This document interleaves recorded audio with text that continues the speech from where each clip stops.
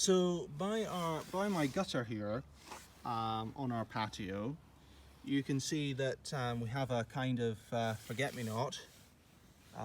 Let's see how well it shows. Yeah, that's about right. So you can see it's forget-me-nots which are named after supposedly named after a poem in which two people go to a riverbank for a nice walk, and this boy takes takes this girl to the riverbank and tries to pick these flowers for her. But in doing so, he falls into the river, and his last words before being swept down are apparently "forget-me-not," hence the name.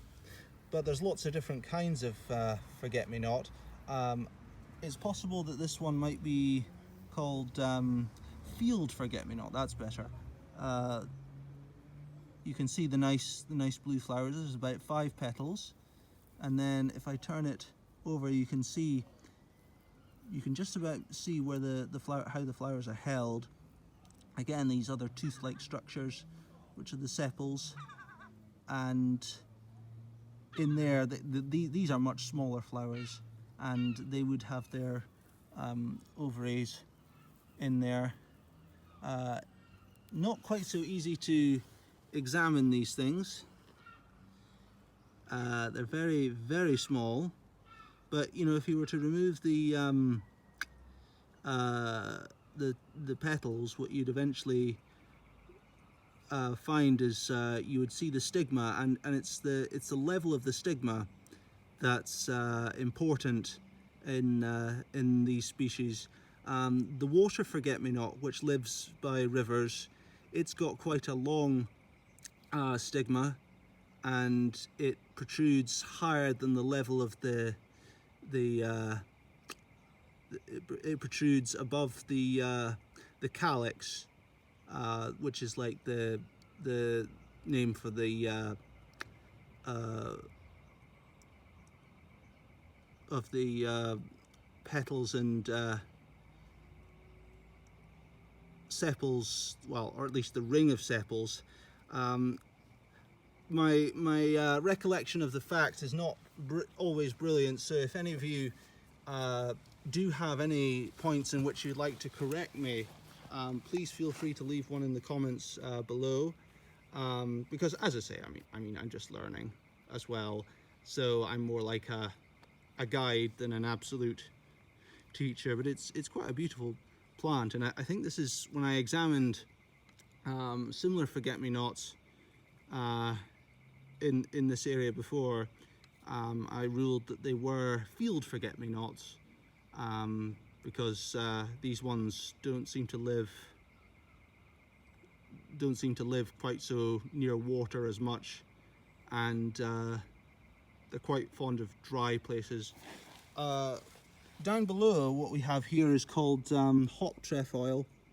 Again, it's another pea, and it's quite a nice little plant. It's not the easiest to notice, but once you recognize these things, you'll start seeing them everywhere.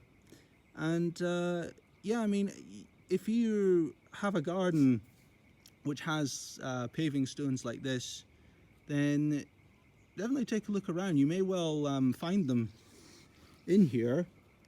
And these they're very delicate, and I don't know how best to demonstrate this to you, because it's not easiest. But the pedicels, which are the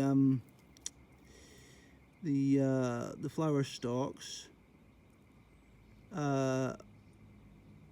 they should be, I hear there's something about to do with the proportion sizes, that tells them apart from lesser trefoil, which is also very similar but smaller than this, and I've not knowingly come across it yet.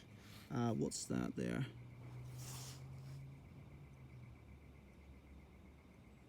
Some kind of insect.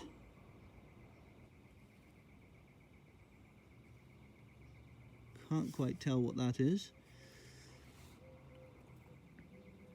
This is a look at some of the lichens that that grow in the concrete here.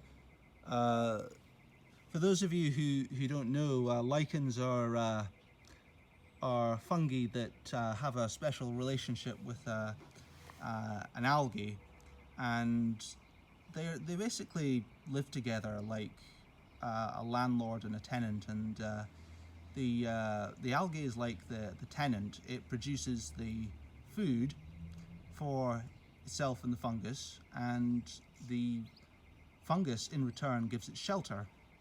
So you could say that the algae pays its rent in food, basically.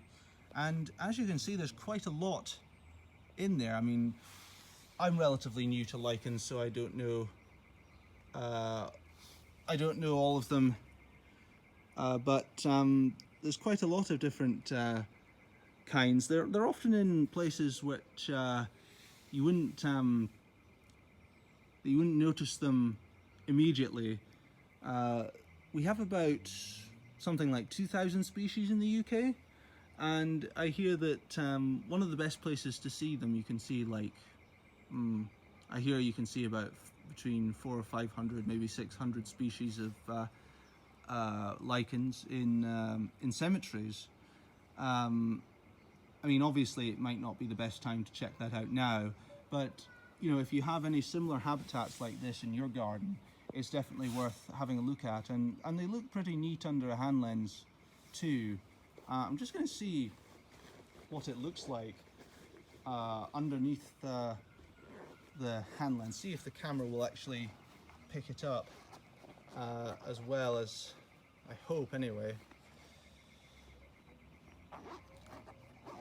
Bear with me a second.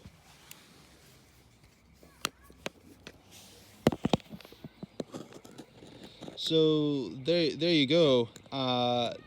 Yeah, it shows up much better than I expected. So this here is called my hand lens, and this is what allows me to see very small things in quite good detail.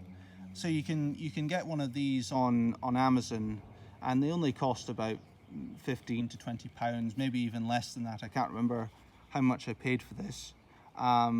This one has a magnification of about 15, which is good enough for looking at plants and insects and other things. And to demonstrate just how good it is on creepy crawlies, I'll just find a woodlice just here, and I'll just see if I can catch it.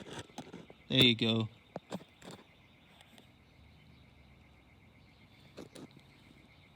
So yeah, that's an idea of just what you can get. It's pretty neat, isn't it? So that basically covers the what a hand lens can do. It's a very special piece of kit. If you haven't got one already, I would recommend that you do, because you really do see a whole new world in miniature, and you know, you notice all sorts of things that you've never seen before, and details that you've never seen before. So yeah, that's definitely, this thing has been a prized possession of mine since 2017.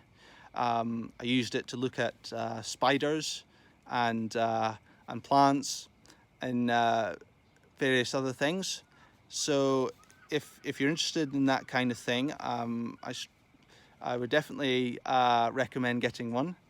But in the meantime, what I'm going to do is have a look around for some more things, some more plants, insects, crustaceans like the woodlice I just showed you earlier. We do have, well, in fact I can actually see another pretty interesting subject in front of me. Bear with me.